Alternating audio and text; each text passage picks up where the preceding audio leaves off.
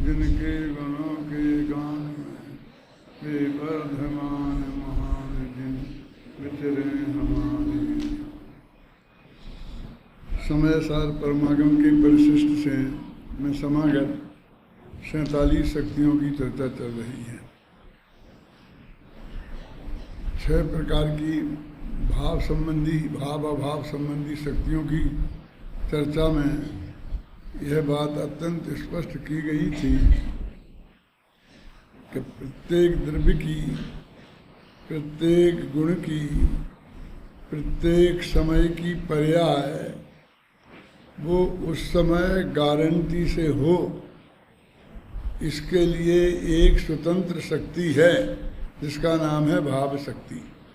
यानी आपको उसकी चिंता करने की रंच मात्र आवश्यकता नहीं है कि वो मैं ये काम होना है तो फिर मुझे करना पड़ेगा, तो उसके माथे पे बोझा रखने की ज़रूरत नहीं है। फिर और तरह तरह के प्रश्न शिष्य के माथे में शंकाएं खड़ी हुई थी, जिनका समाधान आगे की 5 शक्तियों में किया कि यदि कोई दूसरा पर्याय आ गई उस समय, तो वो जो पर्याय होनी है ना वो तो होगी, लेकिन दूसरी भी कोई पर्याय आ गई तो कहते एक शक्ति अलग है जिसका काम ये है कि कोई दूसरी पर्याय उस समय गारंटी से नहीं आएगी। उसका नाम है अभाव शक्ति। फिर ये कहते हैं कि भाई किसी दूसरी पर्याय का अभाव हो गया तो कि ऐसा नहीं होता है, जो पर्याय है उसी का अगले क्षण में अभाव होगा।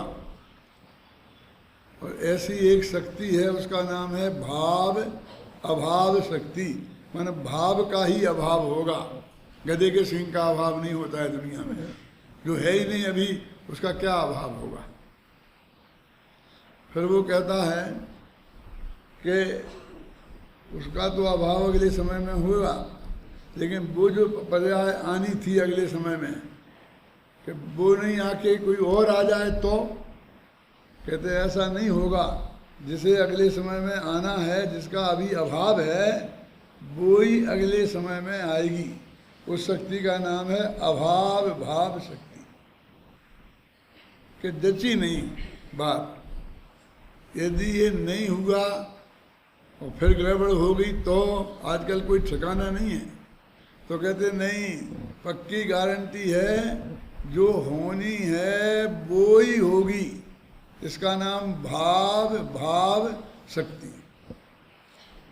और जिसका अभाव होना है उसी का अभाव होगा, उसका नाम है अभाव अभाव शक्ति। ये 6 महाशक्तियाँ हैं सूर्य के घोड़े के समान, जो उसको निरंतर दौड़ाती रहती हैं। तुझे कोई भी चिंता करने की जरूरत उसमें नहीं है। फिर एक प्रश्न खड़ा होता है कि ये तो पर के संबंध में बात हुई, विकार के संबंध में क्या है? तो कहते हैं एक ऐसी शक्ति है कि जिसके कारण ये आत्मा विकार को करेगा ही नहीं गारंटी से। उसका नाम क्या है? बोलो, क्या नाम है? उसका नाम भी भाव शक्ति है। ये पहले भी भाव थी, 33वीं और 39वीं का नाम भी भाव शक्ति है। और उसके बाद एक क्रिया शक्ति है। क्रिया शक्ति का क्या काम? कि जो निर्मल पर्यायें उसके अंदर प्रकट होंगी उनको वो गारंटी से करेगी। ऐसी भी एक शक्ति है। ये 8 हो गई ना, मैंने सुना दी आपको। आवाज़ नहीं तो कल तो मैं आपसे सुन सकता हूँ ना, ज़्यादा कठिन नहीं है। क्यों? यदि थोड़ा विवेक लगाएंगे तो बिना रटे ही आपका काम चल जाएगा, और नहीं तो रट ही सकते हैं, उसमें कौन सी बड़ी बात है। 8 8 8 को कौन सा गजब है। अब ये बात चल रही है कि तुम कहते हो कि वो निर्मल पर्यायों को करेगा। कौन सी शक्ति में? कौन सी शक्ति में? क्रिया शक्ति में, है ना। कौन सी नंबर की थी वो? शायद 40वीं होगी। हाँ, भाव शक्ति क्रिया शक्ति 40वीं। अब वो कहते हैं कि वो क्रिया शक्ति से जो निर्मल पर्याय होगी तो उसको कौन किसे प्राप्त करे? कौन प्राप्त करे? वो जो काम है वो किसे प्राप्त होगा? उस काम को कौन करेगा? उसके काम करने का साधन क्या है? वो काम जब तैयार हो जाएगा तो वो मिलेगा किसे? और वो पैदा कहाँ से होगा और किसके आधार से पैदा होगा? इतने प्रश्न फिर खड़े हो गए। ये सब बता दिया ना व्यवस्थित कि वो ऑटोमेटिक प्रक्रिया में सब होगा, उसको किसी को कुछ करना नहीं है, ये नहीं है। फिर भी वो ऑटोमेटिक होगी, उसमें कोई फेरफार नहीं किया जा सकता है। फिर भी किसी को कर्तापने का नाम तो देना ही पड़ेगा। क्या समझ में है? वो सब ऑटोमेटिक होगा, सब व्यवस्थित है।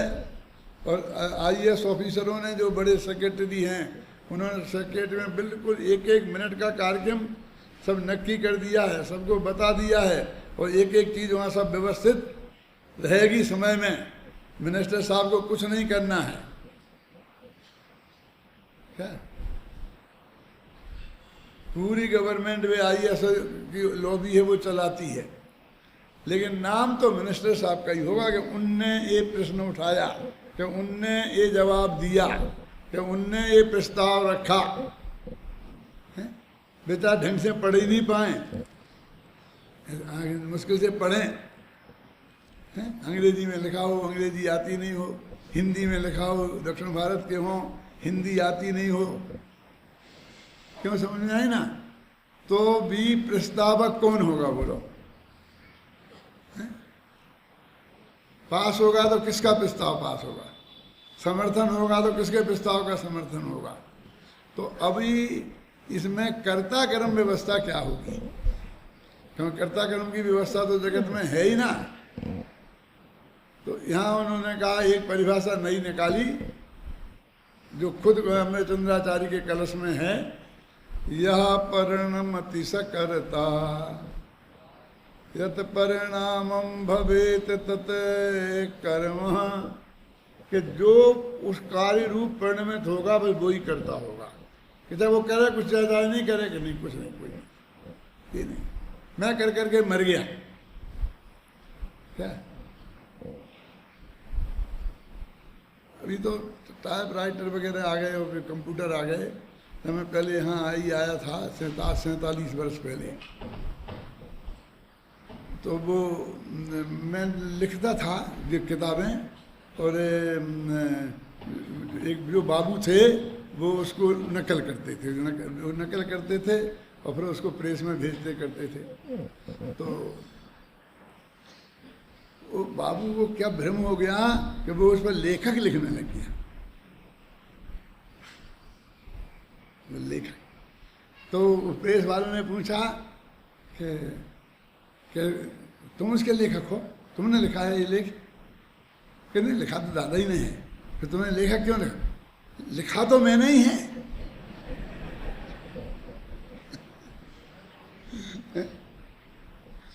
वो लिखा तो तूने ही है।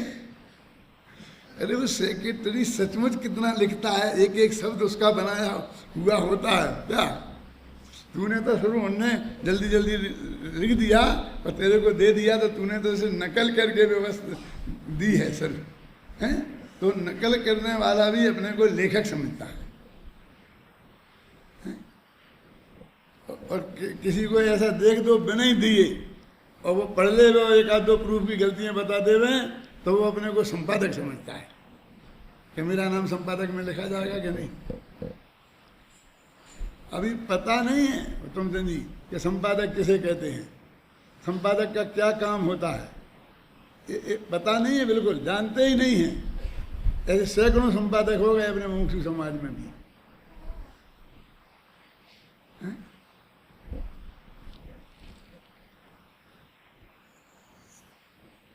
अभी ये सवाल ये है कि कौन करता होगा, तो क्या बताया आचार्य अमृतचंद्र ने, यह परिणमति स कर्ता, कि जो स्वयं कार्य रूप परिणमित हो वो उसका कर्ता है, होता है।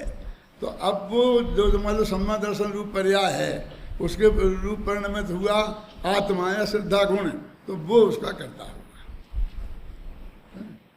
मिट्टी का घड़ा बना तो मिट्टी घड़े रूप परिणमित हुई, तो मिट्टी उसका कर्ता होगी, कुमार उसका कर्ता नहीं होगा। अब ये जगत को यही समझ में आया, जगत को तो बड़ा अटपटा लगे ये मिट्टी करता है और कुमार कुछ नहीं है, वो तो निमित्त मात्र है। तो यहाँ जो भी जो निर्मल पर्याय प्रकट होती है उसका कर्म का क्षयोपशम होगा, उपशम होगा, क्षय होगा, उसमें कोई ना कोई तो निमित्त होगा ही ना। दर्शन मोहिनी का होगा, चारित्र मोहिनी का होगा, कोई ना कोई निमित्त होगा कि नहीं होगा। अभी करुणानी योग वालों से पूछोगे तो फटाफट वही कहेगा कि क्या उस कर्म के क्षय से ऐसा हो गया, फलाने से ये हो गया, फलाने इसका ये करता है। वो एक कहते हैं कि नहीं, वो कोई करता नहीं है, वो आत्मा ही करता है जो उस कार्य रूप परिणमित हुआ। अब यहाँ नैकली निर्मल पर्याय की बात है। विकारी पर्याय का तो निषेध कर दिया, कौन सी में, कौन सी शक्ति में, 39 में। निर्मल पर्याय के कर्तृत्व की बात 40 में की, और बाकी पर के निषेध की बात 33 से 38 तक की शक्तियों में की। थोड़ा तो याद रखना पड़ेगा, ऐसे कोई ज़्यादा कठिन बात नहीं है। अभी ये कहते हैं कि पहले जो कर्ता कर्म करण संप्रदान, अभी मैंने कल कहा था कि मैं पहले आपको बताऊंगा 6 कारक की बात की, जबकि अपन लोगों ने सब पढ़ा था हिंदी में, संस्कृत में, तो 8 कारक पढ़े थे। कर्ता कर्म करण संप्रदान अपादान और संबंध अधिकरण और संबोधन, ये 8 पढ़े थे ना। अब इनने 2 उड़ा दिए, एक संबंध कारक उड़ा दिया और एक संबोधन कारक उड़ा दिया और 6 कारक रखे। तो कहते 6 कारक क्यों रखे, 2 क्यों उड़ा दिए। तो देखो जरा ध्यान से सुनना, थोड़ा व्याकरण पढ़ लो 2 मिनट। 6 कारक तो 6 ही हैं, 8 तो विभक्तियां हैं। अरे विभक्तियां क्या होती हैं विजय ने फिर और समझाओ, समझे ना। कर्ता ने कर्म को कर्म के द्वारा से अथवा संविधान के लिए, ये सब ये विभक्तियां हैं जो अंत में लगती हैं ना, उन्हें विभक्तियां बोलते हैं। जो शुरू में लगते हैं उनको बोलते हैं उपसर्ग, जो अंत में लगते हैं उन्हें बोलते हैं प्रत्यय, और प्रत्यय कुछ विभक्ति रूप होते हैं, है ऐसा समझे ना। इसमें भी उपसर्ग होते हैं, भाषा में भी उपसर्ग होते हैं। अब प्रत्यय तो जो होते होंगे तो होते होंगे, लेकिन उपसर्ग मुनिराजों को होता, हम समझे सुकुमार मुनिराज को हुआ, फलाने राज को हुआ, लेकिन ये तो शब्दों को होते हैं। देखो गम धातु है, गम माने जाना, जाना, गम माने जाना, टू गो, उसका अर्थ है जाना। अब गम धातु में आ उपसर्ग लगा दो तो आ हो जाता है आगम माने आना। अब लगा दो, आ नहीं लगाओ तो अवगच्छति, तो उसका अर्थ हो जाता है जानना। पहले लगाओ गम में आ और फिर लगा दो प्रति, 2 लगा दो एक की जगह, तो प्रत्यागच्छति, तो उसका अर्थ हो जाएगा लौटना। ऐसे बहुत लगते हैं हर एक शब्दों में, तो ऐसा उनकी परिभाषा है। उपसर्गाद है ना, बलाद अन्यत्र नीयते, हाँ वहाँ उपसर्गेण धात्वर्थो बलाद अन्यत्र नीयते। उपसर्गों के द्वारा धातु का अर्थ जबरदस्ती दूसरी जगह ले जाया जाता है, ये बलात्कार करते हैं उपसर्ग। उपसर्गेण धात्वर्थो बलाद अन्यत्र नीयते, दूसरी जगह ले जाया जाता है। और अब जो उपसर्ग जैसे अपन बोलते हैं ना, उपसर्ग धातु अर्थ बलात् अन्यत्र नीयते, तो धातु क्या है, उस भी चक्कर है। एक तो ये आयुर्वेद वालों की धातु होती है, सब तो धातु, खून मांस मज्जा, ये होती कि नहीं होती हैं। और एक ये पीतल बाजार वालों की होती है, सोना चांदी वाले की, सोना चांदी पीतल, ये भी धातुएं होती हैं।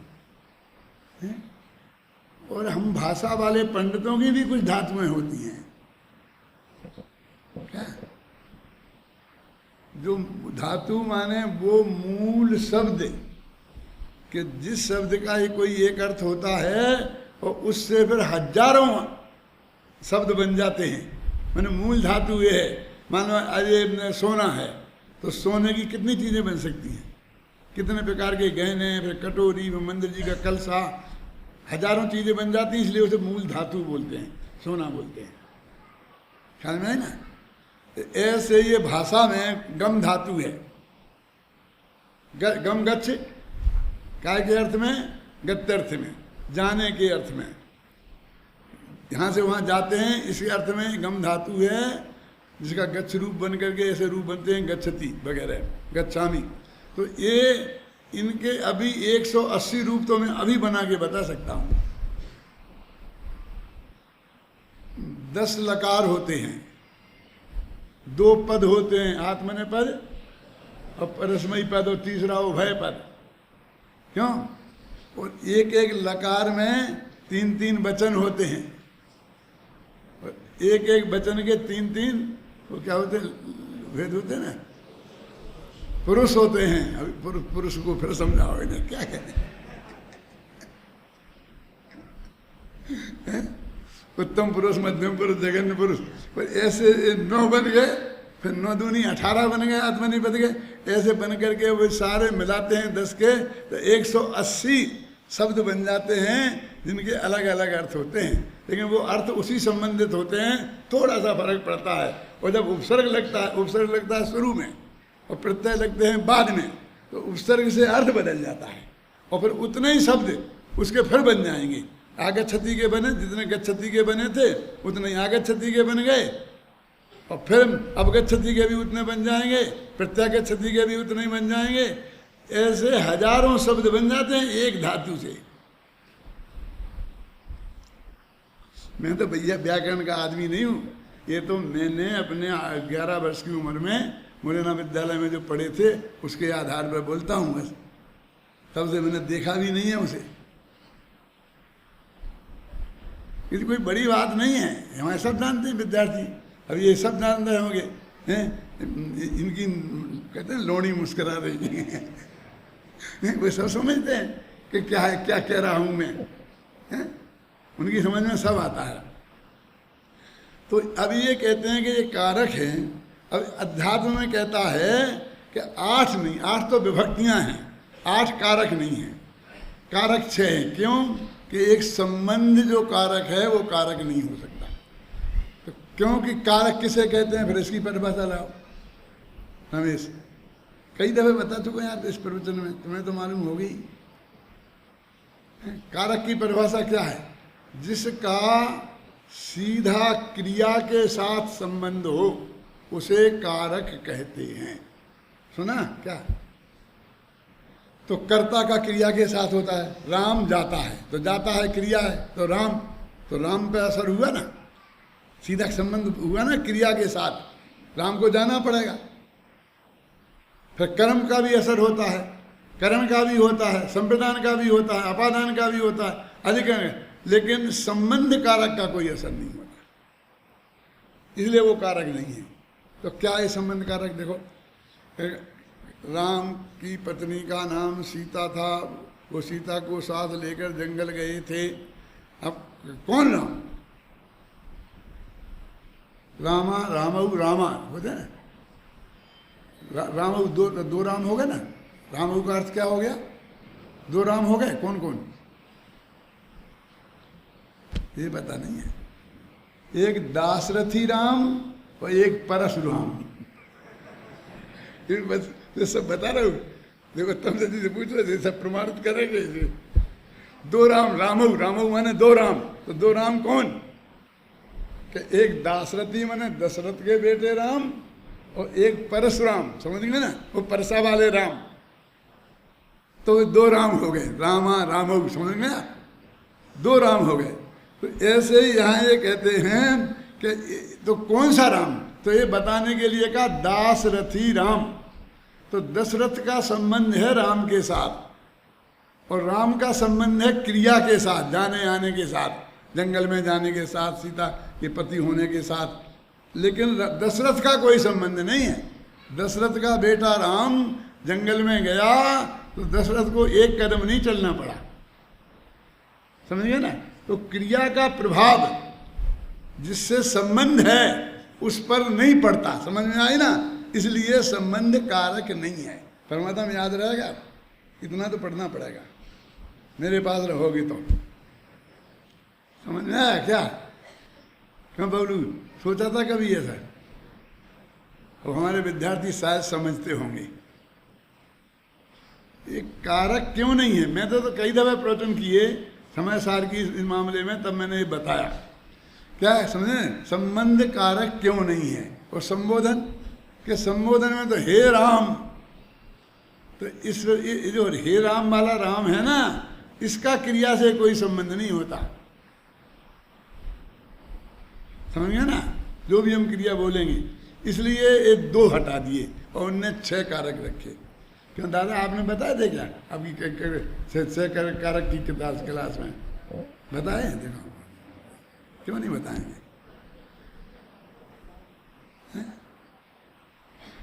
आप लोगों के भी समझ में तो आए होंगे, कोई ऐसी कोई कठिन नहीं है, लेकिन ये साधारण नियम है संस्कृत व्याकरण के, हिंदी व्याकरण के। अब वो 6 कारक रह गए, तो कहते हैं एक 6 कारक भी 2 तरह के होते हैं, एक निश्चय कारक और एक व्यवहार कारक। तो निश्चय कारक क्या क्या? कि जो अपने ही अपने में घटित हों उसका नाम निश्चय, और जो अलग अलग हों उसका नाम व्यवहार।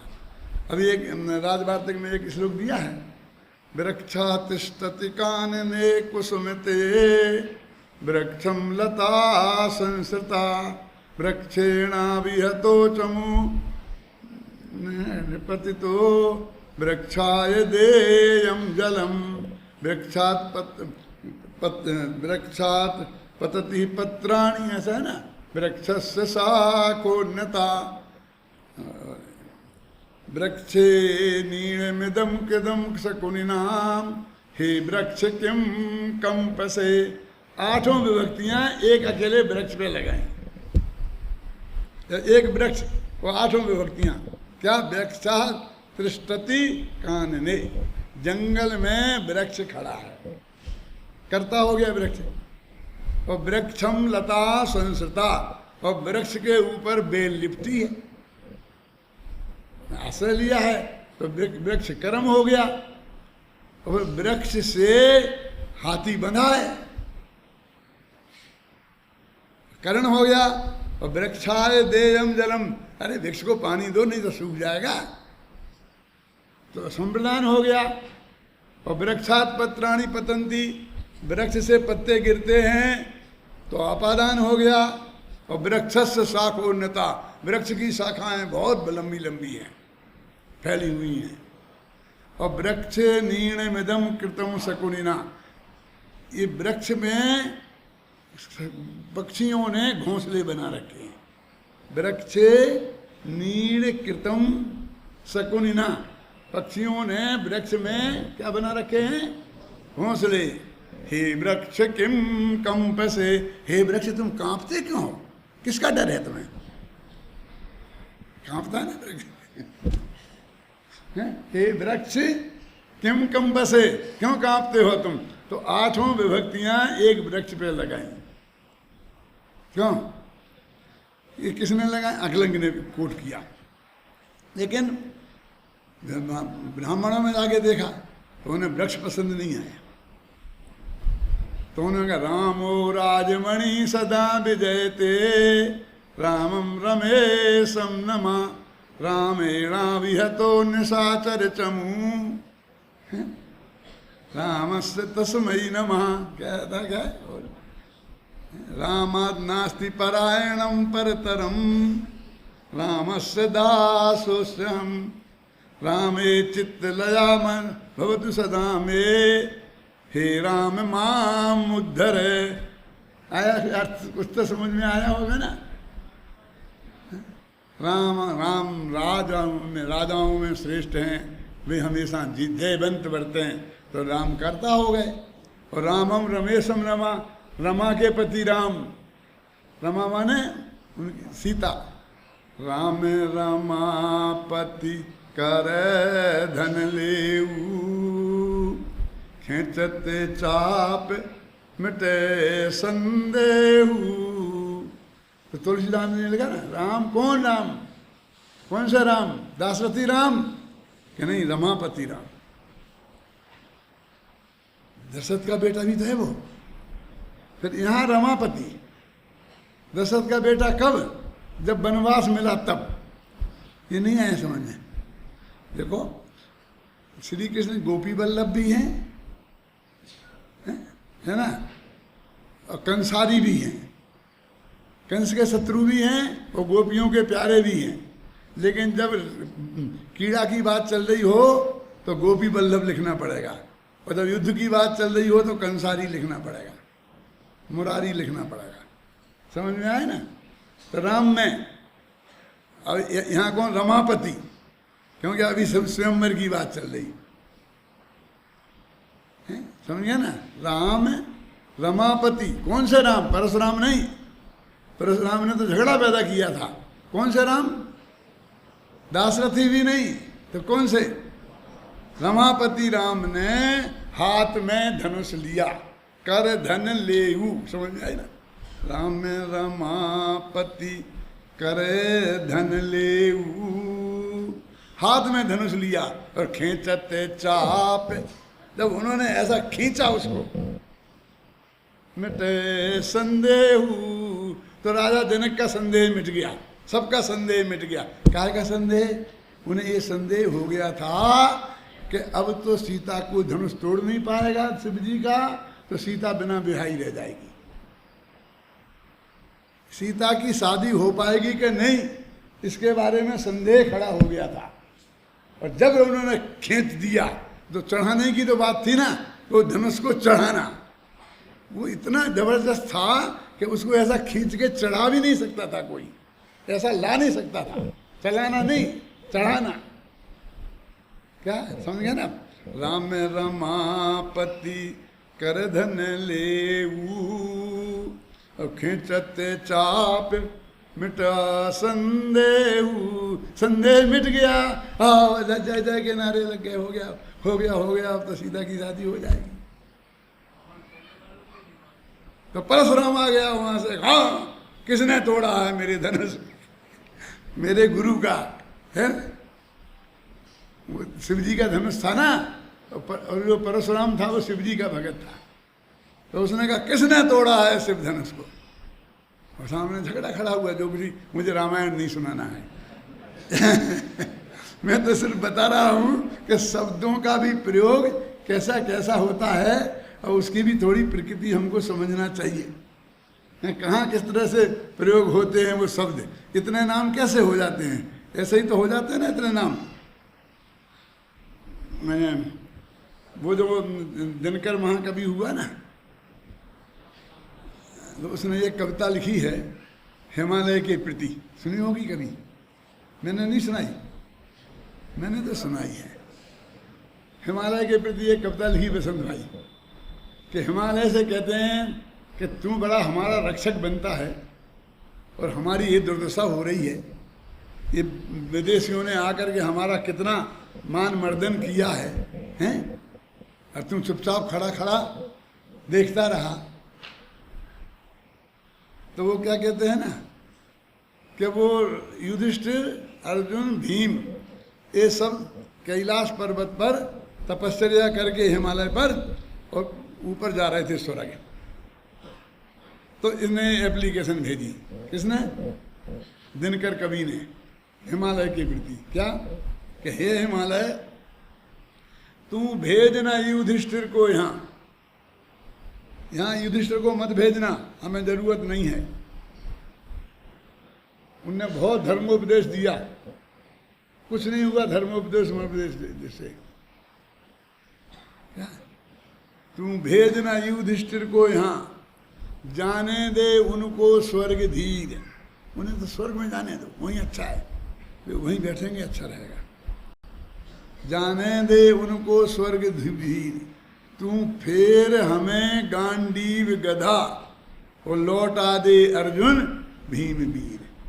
हमें तो तू गांडीव धनुष भेज दे, भीम की गदा भेज दे और अर्जुन और भीम को लौटा दे, वे हमारे काम आएंगे इन शत्रुओं से लड़ाई लड़ने में। हमें इस वक्त नाचने वाले भगवान नहीं चाहिए, हमें लड़ने वाले भगवान चाहिए। तुलसीदास जी भी यही कहते हैं, मुरली बजाते हुए श्री कृष्ण से कहते हैं तुम बजाओ, खूब बजाओ मुरली, तुम्हें जितनी बजाना हो बजाओ। हमें मुरली वाले भगवान की जरूरत नहीं है अभी, हमें तो धनुष वाले भगवान की जरूरत है। तुलसी मस्तक तब नवे जब धनुष बाण ले हाथ। अपन बहुत महान समझते हैं तुलसीदास जी को, उन्हें भी कैसे भगवान चाहिए अब मैं नहीं कहना चाहता हूँ, समझ गया। जरा लड़ाकू भगवान चाहिए जो उनका मर्दन कर सके, समझे ना, शत्रुओं का। अकेले नाचने गाने वाले भगवान नहीं चाहिए। तो एक एक शब्द का प्रयोग कैसा होता है। अभी ये कहते हैं कि भगवान आत्मा निर्मल पर्यायों का करता है, क्योंकि वो निर्मल पर्याय रूप परिणमित हुआ है।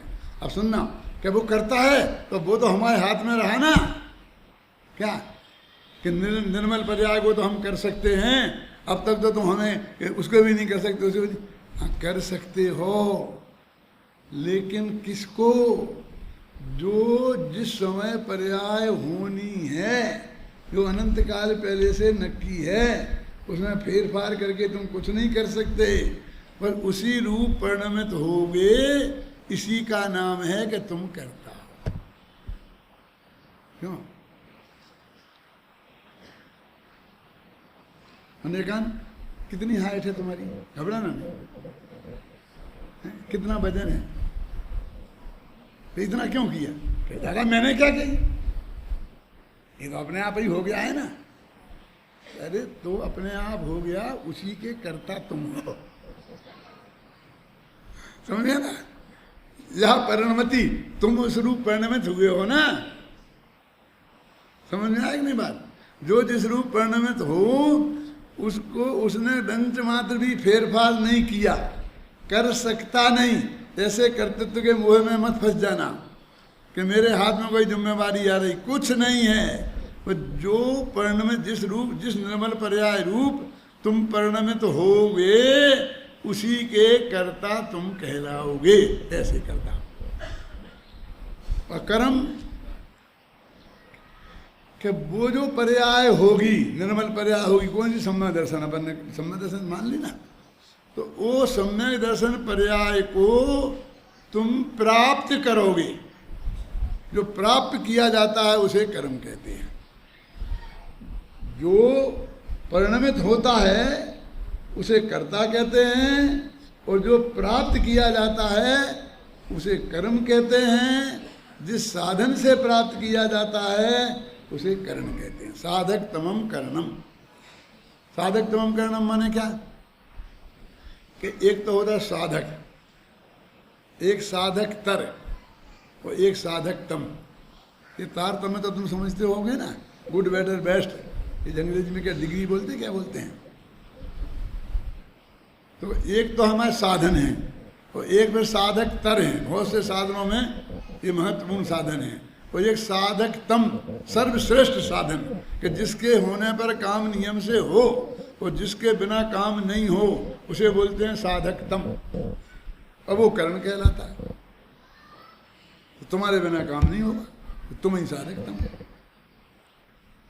आता प्रज्ञा क्षेत्री, वो साधक तम कर्णम, वो साधक तम कर्ण है। तो ये कर्ण शक्ति है भगवान आत्मा में। ये निर्मल पर्यायों के संदर्भ में कर्ता कर्म कर्ण। अभी मैंने इतना समझाया अब मैं कुछ 5-7 लाइनें पढ़ना चाहता हूँ, जिससे आपको मालूम पड़ेगा कि मैंने वही समझाया है जो इसमें लिखा है। पढ़ता हूँ।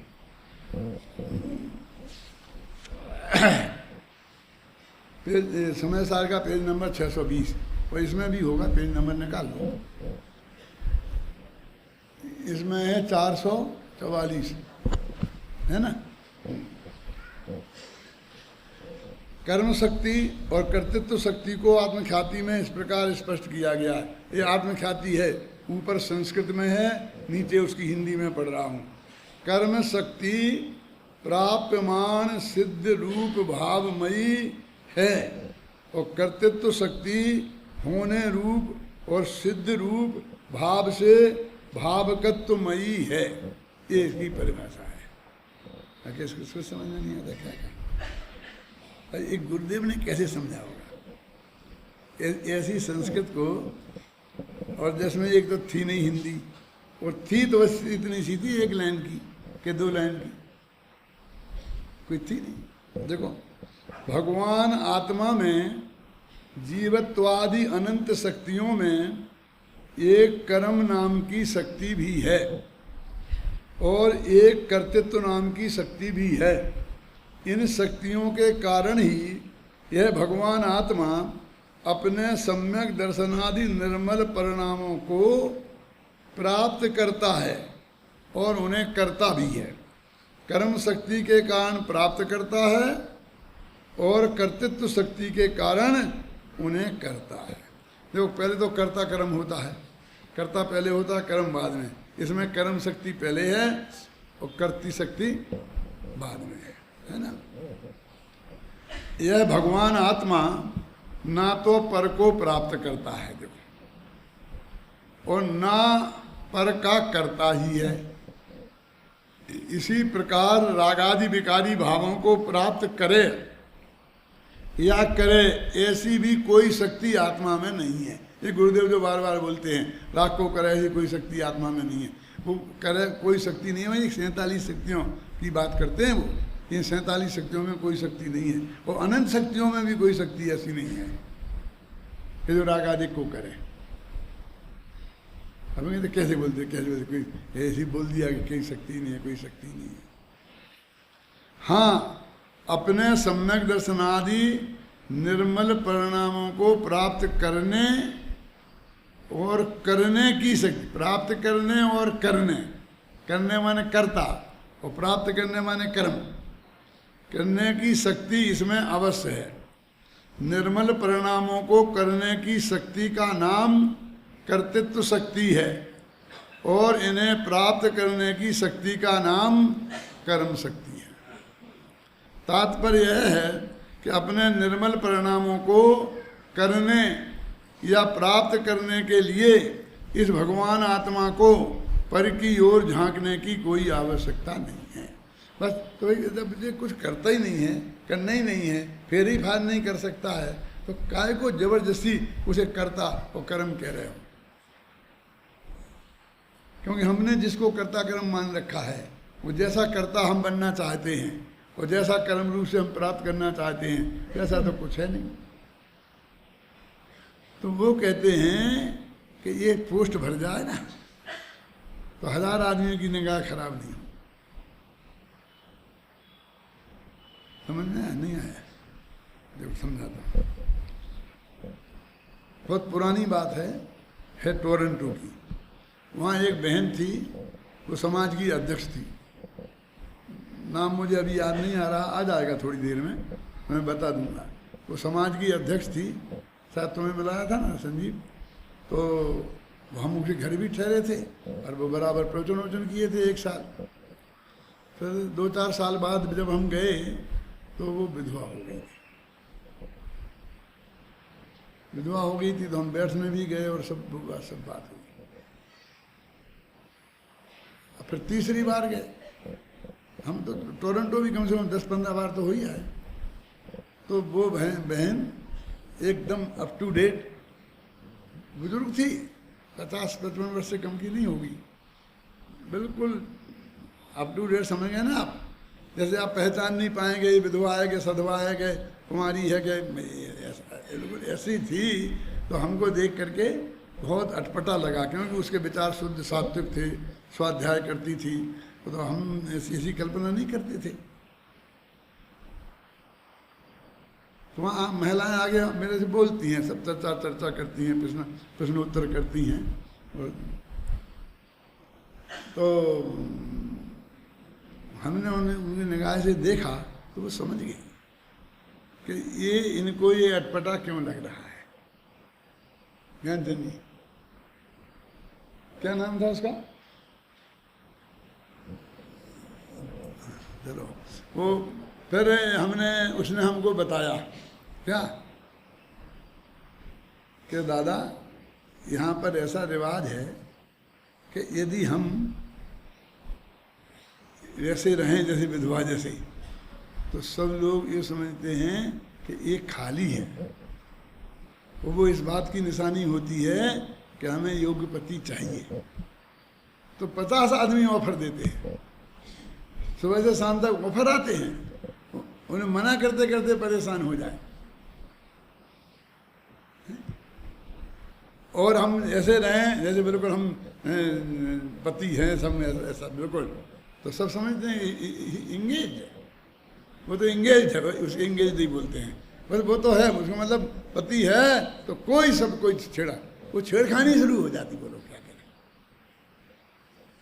अभी आप समझ सकते हो, कल्पना कर सकते हो? मतलब नहीं, अभी भी मिली थी मुझे, वो आई थी, क्योंकि वो करती थी बिजनेस काय का, ये मकानों की दलाली समझ लो, चार्टर समझ लो, ये मकान बेचते हैं ना, एक दो बीच में जो बीच वाले होते हैं ना, हैं उसको क्या, रियल एस्टेट हैं, वो उस वक्त भी करती थी वो, जब वो पति थे उसके मौजूद। पति तो कहीं नौकरी करते थे और वो रियल एस्टेट का बिजनेस करती थी। अभी भी वो बिजनेस करती थी, बीच में भी बिजनेस करती थी। बोले मेरा काम ऐसा है कि सबसे मिलना पड़ता है, सबके पास जाना पड़ता है, सबको ऑफिस में बुलाना पड़ता है, हैं, और सबको ऐसा हो जाता है। अब आप सोचते हो कितनी परिस्थितियाँ बदल सकती हैं यहाँ हिंदुस्तान की और वहाँ की, और हम यदि वो हमें नहीं समझाए तो हम क्या समझते रहे कि क्या इसको क्या शौक चल रहा। अरे भाई ठीक है, अब तो थोड़े बहुत अपने हिंदुस्तान में भी रंगीन मंगीन साड़ी माड़ी पहनने लग गए हैं, हम, मुझे कोई ऑब्जेक्शन भी नहीं है, लेकिन तो भी उतना शौक से, उतना वैसे तो नहीं रहते ना एकदम अप टू डेट जैसे अपन कहें, तो भी सिंपलिसिटी तो होती है, होनी चाहिए कि नहीं अपने यहाँ अभी भी है? तो इस बात की निशानी है। तो कह दे तुम्हें अभी यहाँ काय को बता रहे, तुम सुन रहे, भद्रा बहन उसका नाम है, अभी है जिंदा, क्या नाम है? भद्रा बहन। तो मैंने ये कहता हूं कि 50 कर्ता खड़े हो जाएंगे यहाँ भी, इसलिए कह दिया कि परद्रव्य कोई करता नहीं है तो कौन करेगा, कि स्वद्रव्य कर, ऐसे करता हो तुम। समझ रहा क्या? तुम ही करता हो कि हमें तुमने करता तो बना दिया, वो करने का अधिकार तो कुछ नहीं दिया, क्यों? तो हमें कुछ करने का अधिकार भी दो, कि नहीं वो तो जो अनंत काल समय पहले नक्की है, होगा तो वही, और उसी के तुम कर्ता कहलाओगे, हैं? तो ऐसा कर्ता क्यों बना रहे हमें? हम क्या ऐसा करता हमें नहीं बनना, कि तुम्हारे बनने नहीं बनने से क्या होता है? वस्तु का स्वरूप ये है, क्योंकि तुम्हें चाहिए ना कोई कर्ता होना चाहिए, कोई ना कोई कर्ता होना चाहिए, कोई ना कोई कर्ता होना चाहिए। जब तक कोई ना कोई कर्ता नहीं होगा तब तक हमारी कर्ता की खोज चालू रहेगी। तो तुम्हें बता दिया कि ये एक कर्ता है। हमारे गुरु जी पढ़ाते रहते थे, एडमिनिस्ट्रेशन भी वही करते थे। मक्खनलाल जी की बात कर रहा हूँ, गुरुदेव कांजी स्वामी की नहीं। तो जब भी कोई बात आती थी तो वहाँ की एक नियमावली थी अध्यात्म, तो हम सब वो नियमावली रखते थे, और हम कहते इसमें तो ये नहीं लिखा, ये नियम नहीं है। ऐसा हम कानून बताते थे। उस वक्त भी वकील वकालत करते थे कि साहब ये नहीं लिखा है, इसमें ऐसा लिखा है, आप ऐसा नहीं कर सकते। तो वो गुस्से में आगे कहते थे हमको क्या टेसू बना के बैठा दिया है क्या? हमको टेसू बना, टेसू जानते हो? उधर ऐसा होता है, वो एक कोई ऐसा सा बना देते हैं, ऐसा खिलौना सा, और वो दिवाली होली वोली पे कहीं रखते हैं, और वो बेचारा कुछ करता नहीं। जो जैसा खेत में बुजू का होता है ना, तो करता कुछ नहीं, खड़ा रहता है एक आदमी, और वो पक्षी समझते हैं कोई आदमी है खड़ा है। तो हमको क्या टेसू बना के बैठा दिया है? हमें पावर है, हम जो ऑर्डर निकाल देंगे ऑर्डर रजिस्टर में, क्या वो भी नियमावली के में नहीं होगा तो भी वो चलेगा। इसका ज्ञान उन्होंने हमें तब कराया था। फिर हम भी जब मिडिल स्कूल के हेड मास्टर बन के गए 17 वर्ष की उम्र में, तो हम भी वहाँ टेसू बन के नहीं रहे। क्या समझ में आया कि नहीं? वो एक एक चीज कहीं जहाँ से सीखने को मिलती है वहाँ से सीखनी पड़ती है ना।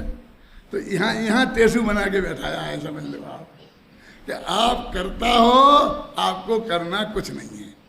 आप कोई माल प्राप्त होगा, किसी दूसरे को प्राप्त नहीं होगा, लेकिन प्राप्त होने के लिए तुम्हें कुछ नहीं करना है, समझे ना? ये तुम्हें कारण हो, कोई साधन बाहर से तुम्हें नहीं जुटाना है। तो इस तरह ये 3 शक्तियाँ, कौन? कर्ति शक्ति, कर्म शक्ति और करण शक्ति, ये 3 शक्ति उस निर्मल पर्याय को करने के लिए बैठी है। तो हम क्या करें, हम क्या करें, क्या करें, कोई कैसी कोशिश करें कि कुछ नहीं करो भले आदमी, ये सबसे बड़ी कोशिश है। कि 3 से क्या होगा, 3 शक्तियों से? तो 3 कल बता देंगे, क्योंकि बाकी की 3 शक्तियाँ कल बात करेंगे।